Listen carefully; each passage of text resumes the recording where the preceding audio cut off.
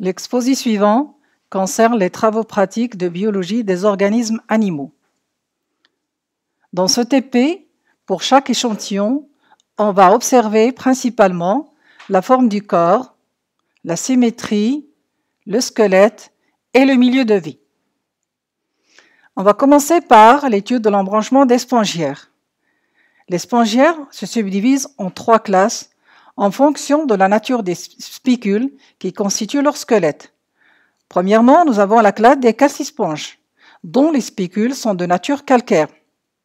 La deuxième classe est celle des hexactinylides. Les spicules sont siliceuses. Et la troisième classe, c'est celle des démosponges. Les spicules sont de nature siliceuse, comme on peut observer la présence ou l'absence de fibres de spongine. Les spongiaires sont des animaux marins, des organismes métazoaires, c'est-à-dire pluricellulaires. Ce sont des diploblastiques présentent deux feuillets, un ecto et un endoderme. Ils sont des acélomates. Ils ne possèdent pas d'organes différenciés. Leurs cellules ne sont pas organisées en vrais tissus.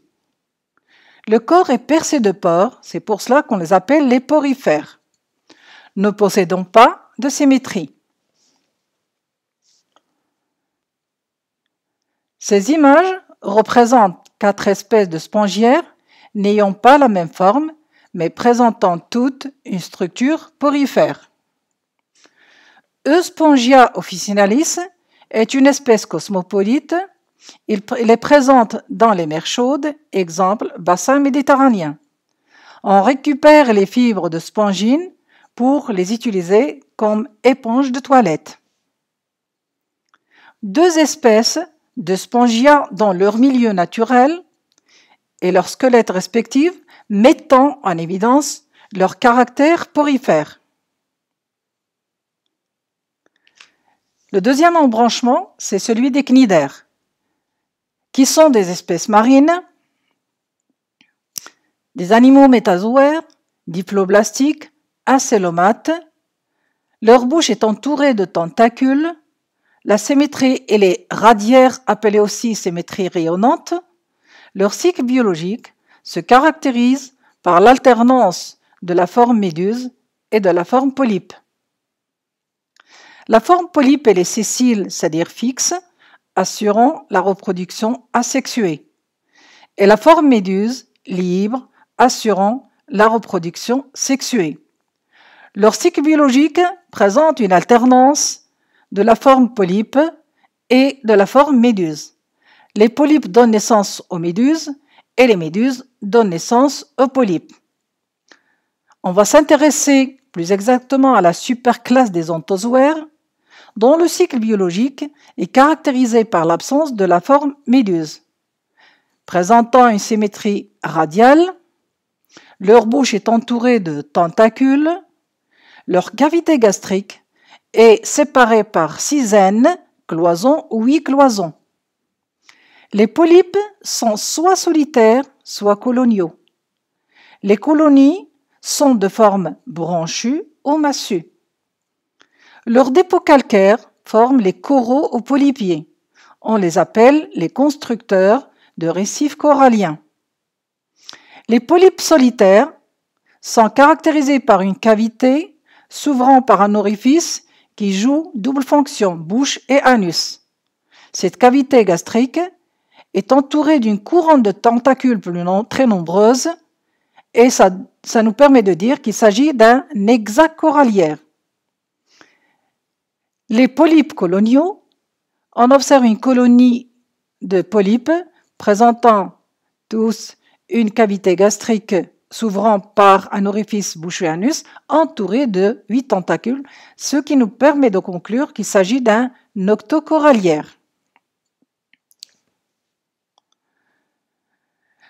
Ramifications des polypes coloniaux sont soit branchus, soit massus. Les massus est caractérisé surtout par le groupe des hexacoralliaires, représentés par la dendrophilia, et les branchus sont représentés par les octocoralliaires, et ici, c'est le cas du genre gorgonien. L'image présente les différentes formes de ramification branchues. Cette photo représente les colonies à ramification massue. On va passer maintenant à l'embranchement des platelmintes, qui sont des vers plats, sont aussi des métazoaires, triploblastiques, célomates. La symétrie est bilatérale, absence de squelette. Le corps des formes parasites porte des ventouses et ou des crochets. Cet embranchement est subdivisé en 3 classes. La classe des turbulariés, qui est la classe des formes libres, la classe des trématodes, qui est un groupe de parasites représentés par Phaciula hepatica, qui sont caractérisés par la présence de 2 ventouses, une ventouse buccale appelée aussi ventouse orale et une ventouse ventrale appelée acétabulum.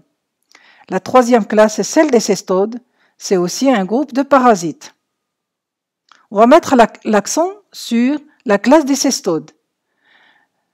Les cestodes sont des vers solitaires composés d'un scolex qui porte des ventouses qui peuvent être au nombre de 2 ou 4 et un rostre garni de crochets, suivi d'un cou qui est la zone de prolifération.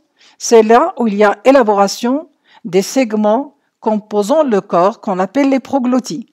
L'ensemble des proglottis forme le strobile. Chaque proglottis est un segment hermaphrodite portant les 2 gonades mâles et femelles avec un orifice latéral qu'on appelle orifice de pente, l'orifice de pente ou orifice génital. Ces individus ne possèdent pas un tube digestif et la digestion se fait par osmose. Cette photo montre une vue microscopique de la tête d'un cestode et on voit bien la présence de ventouses et de rostres armés de crochets. Sur la droite, un cucurbitin qui est un segment à dominance femelle, puisqu'on observe la présence d'un utérus qui occupe toute la cavité avec des œufs de couleur sombre, noirâtre. Ces cucurbitins sont les segments qui sont émis dans les selles de l'homme parasité. Une vue globale d'un cestode montre bien la présence des 3 composantes qui sont la tête qui est vers le bas, suivie d'un cou et le strobile. Embranchement des nématelmintes, qui sont des vers ronds, métazoaires, triploblastiques, célomates, bouche munie de 3 grosses lèvres, la symétrie est bilatérale, le corps recouvert d'une épaisse cuticule, le tube digestif est le complet, absence du squelette et l'extrémité postérieure du mâle est munie de spicules, ce qui reflète le dimorphisme sexuel chez ce groupe. Ce sont tous des parasites. L'exemple étudié, c'est celui de l'ascaris. Sur la photo, nous avons une portion intestinale infestée par l'ascaris. Le cycle biologique de l'ascaris se résume par l'ingestion des œufs matures qui vont passer dans le tube digestif où ils vont éclore pour donner la larve. Cette larve va percer la paroi intestinale, rejoindre la circulation, aller vers le cœur, du cœur vers les poumons, où les larves vont subir leur maturité. Il va y avoir un retour de ces larves vers le tube digestif en avalant le crachat. À maturité, ces individus, l'ascaris, vont se féconder et donner des œufs. Ces œufs vont être émis à l'extérieur via les selles. L'embranchement des annélides, cet embranchement est subdivisé en 3 classes. Par la présence et la densité de soie, on a la classe des polychètes où les individus présentent des expansions latérales qu'on appelle parapodes portant des soies nombreuses. La 2e classe est celle des oligochètes. Les soies sont peu nombreuses et il y a absence de parapodes. La 3e classe est la classe des achètes qui présente une absence de soie et de parapodes. Les annélides sont généralement des vers aquatiques, sont des métazoaires, triploblastiques, célomates. La symétrie il est bilatérale. Le corps allongé métamérisé. Tube digestif complet. Absence de squelette. On va essayer de voir les trois genres illustrant les trois classes. Premièrement, le genre Nereis. La tête de Nereis est caractérisée par la présence de 4 paires de tentacules indiquées par les petites flèches noires. Juste en avant, nous avons la présence des palpes qui sont biarticulées et entre les deux palpes, la présence de 2 petites antennes. La métamérisation du corps elle est très bien visible. Nereis présente un corps allongé, métamérisé, portant latéralement des parapodes armés de soie, qui sont nombreuses. L'exemple des olicoquètes, c'est le lombric. Corps long, métamérisé, mot sans squelette. Tête sans antenne ni yeux, vit dans les sols humides ou terres humides. Présente d'un tube digestif complet, le clitellum se développe sur le segment 33 à 37. Le dernier segment du corps est aplati de couleur claire portant l'anus. Les soies chitineuses sont peu nombreuses, servant à la locomotion, sont implantées directement sur la peau de ces animaux. Ce sont des espèces hermaphrodites à fécondation croisée. Les échanges gazeux se font à travers leur peau humide.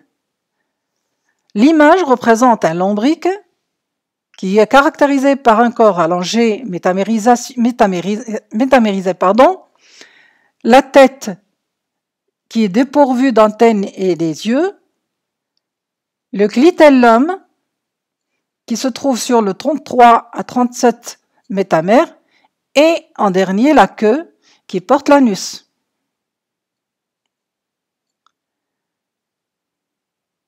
L'exemple des akètes, c'est les sangsues. La sangsue, là aussi on voit un corps allongé métamérisé avec la présence de 2 ventouses, une ventouse postérieure très large et une ventouse buccale qui sert pour la succion.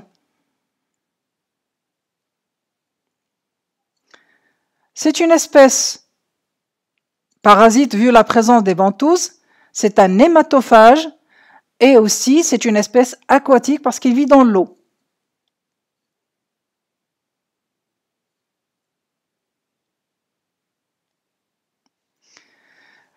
La sangsue Erudomedicinalis est utilisée en médecine pour sa capacité à extraire le sang et en raison de la sécrétion de l'irudine qui est un anticoagulant puissant. L'embranchement des mollusques, qui est subdivisé en 7 classes, 3 classes sont les plus intéressantes. C'est la classe des gastéropodes caractérisée par une masse viscérale spiralée, la classe des lamellibranches appelée aussi bivalves dont la coquille présentée se caractérise par la présence de 2 valves et la classe des céphalopodes qui présentent des pattes au niveau de la tête. Les gastéropodes sont représentés par Helix et c'est un métazoaire triploblastique portant 2 paires de tentacules avec les tentacules postérieurs qui portent les yeux qui leur donnent le nom de stylomatophores. Tube digestif complet, corps divisé en 3 parties, tête, pieds et la masse viscérale. Présence d'un squelette externe appelé coquille. Pas de symétrie bilatérale, il est altéré par la torsion. Le sol de reptation, appelé aussi pied de reptation. Espèce terrestre, hermaphrodite. La morphologie de la coquille montre 3 parties. La tête avec les 2 paires de tentacules, pied de reptation qui sert à l'animal à glisser sur le substrat, et une masse viscérale délimitée par la coquille. En enlevant la coquille, on observe la morphologie interne. On observe la présence de 2 paires de tentacules au niveau de la tête. Sous la coquille, nous avons un hépatopancréas, un poumon, un cœur, un rein, et au niveau du bourrelet palien, nous avons la présence de 2 orifices. Un orifice pulmonaire appelé aussi orifice du poumon et un orifice digestif qui est l'anus. Vers la tête, nous avons la présence d'un orifice qui est l'orifice génital appelé orifice de la ponte. En dernier, l'étude de l'embranchement des arthropodes qui est subdivisé en 2 sous-embranchements. Le sous-embranchement des chélocérates représenté par la classe des arachnides, caractérisé par la présence de 4 paires de pattes thoraciques. Le sous-embranchement des mandibulates, appelé aussi antennates, est subdivisé en 3 classes. La classe des crustacés, caractérisée par 2 paires d'antennes. La classe des insectes, caractérisée par la présence de 3 paires de pattes thoraciques. Et la classe des myriapodes, qui porte des pattes le long de son corps. On va s'intéresser à la classe des crustacés, qui est représentée ici par la crevette, qui est un métazoaire triploblastique, corps il est métamérisé, tête avec 2 paires d'antennes et 2 yeux, tube digestif complet, corps divisé en 3 parties, tête, tronc et abdomen. Présent d'une croûte externe appelée crusta, c'est cette structure qui a donné le nom à la classe. Une carapace céphalothoracique couvrant la tête et le thorax. 5 paires de pattes thoraciques appelées pattes ambulatoires, ça donne le nom de décapodes. Espèce gonochorique, séparation des sexes, c'est-à-dire nous avons des crevettes mâles et des crevettes femelles. La morphologie de la crevette montre l'existence de 2 grandes entités, le céphalothorax et l'abdomen. Le thorax appelé périon et les 5 paires de pattes postérieures sont appelées des périopodes et l'abdomen appelé pléon et les pattes sont appelées des pléopodes. La carapace, qui est un socle unique qui couvre le thorax et la tête, est prolongée vers l'avant par un rostre. La métamérisation abdominale, elle est très bien visible. La tête est formée de 5 métamères portant chacun une paire d'appendices et le thorax composé de 8 métamères portant chacun une paire d'appendices. Les 3 premières paires de pattes thoraciques, c'est-à-dire les 3 premières pattes antérieures thoraciques, se sont transformées en pattes mâchoires. Le dernier métamère du corps, c'est le telson, avec les uropodes, forme le gouvernail de l'animal qui lui permet de changer de direction dans l'eau. Sans oublier que vers la tête, nous avons un œil de type pédonculé, c'est-à-dire un œil porté par un pédoncule qui la relie à la tête. 2 paires d'antennes, les antennes nulles et les antennes. Les appendices de la crevette ils sont structurés de la même manière, composés de 3 pièces. Une protopodite, une endopodite et une exopodite, ce qui est illustré par la maxillipède 2 de la crevette. Nous avons l'exopodite, l'endopodite, la protopodite. Même chose pour la maxille. Nous avons les 2 endites bifides de la protopodite, l'endopodite et l'exopodite. La maxillule, qui est la plus petite pièce buccale de la crevette, est composée de 2 ondites, d'une endopodite et d'une protopodite, et enfin la mandibule, qui est composée d'une palpe mandibulaire, d'une protopodite, d'une région incisive, d'une région molaire, qui constitue les endites masticatrices et un apodème. Cette vidéo est accompagnée d'une deuxième vidéo présentant la dissection de la crevette.